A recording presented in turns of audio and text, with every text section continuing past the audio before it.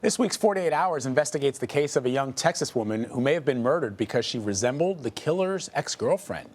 In 2016, police discovered the body of 24-year-old college student Jackie Vandagriff the morning after she met Charles Bryant at a bar. As police investigated, they learned that Bryant had been stalking another woman, his ex-girlfriend, and that Vandagriff may have been targeted because of her look. That ex-girlfriend, Caitlin Mathis, spoke to CBS News senior national correspondent Jim Axelrod in her first television interview. When Jackie Vandagriff's body was discovered in September of 2016, police soon uncovered video of a man she was last seen with at some college bars in Denton, Texas. Police didn't know his identity right away, but this woman knew him very well. He would always give me flowers, always, especially if he had something to be sorry about. Caitlin Mathis had dated Charles Bryant that past summer and had recently broken things off. He was just trying to win me back, and I was just like, nothing is going to work.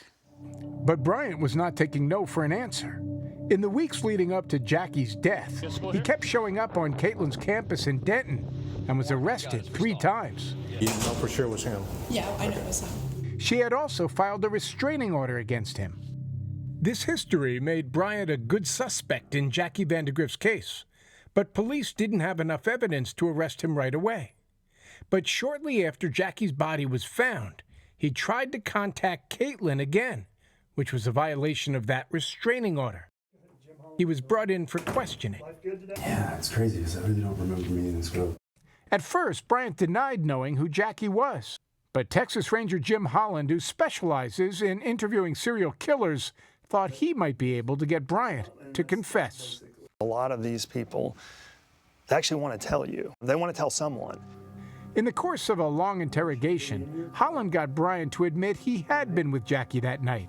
But Bryant wouldn't admit to murder, claiming she had died accidentally after a consensual sexual encounter. Yeah, she's not responsive. Shake her. Nothing. Are you just thinking this is a complete and total lie? Yeah, it's total fabrication.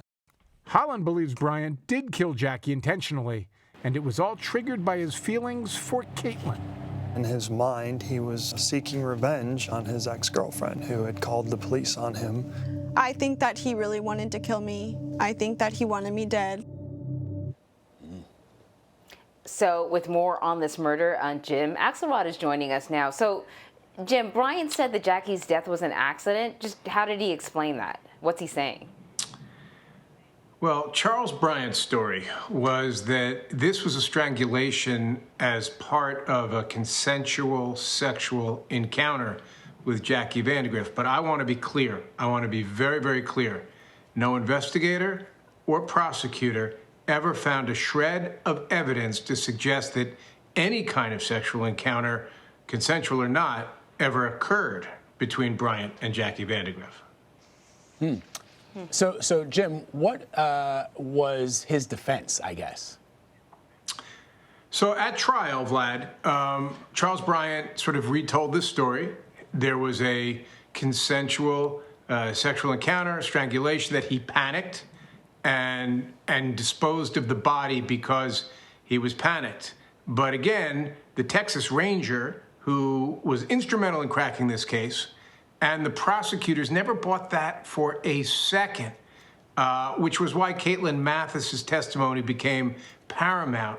And when she comes to trial and tells her story, it is a moment of high drama and very important in getting to crack the case of who killed Jackie Vandagriff, which at the end of the day is what this story is all about, is that there was a young woman, a promising and much-loved young woman, who was killed. We'll get into all of that, and you'll want to see what happens in court on 48 Hours tomorrow night, 10 o'clock Eastern and 9 o'clock Central. Stole our lines, Sounds like Jim. another really interesting case. Sounds like a really interesting case, Jim. All right, I imagine that she feels so good about the fact that she dumped him when she did, because, you know, who knows how that case could have ended up. Jim Axelrod, thank you so much, sir. Thank you. So if you thought that the preview was interesting, like Jim pointed out, you can watch the full 48 Hours episode tomorrow night at 10 p.m. Eastern on CBS.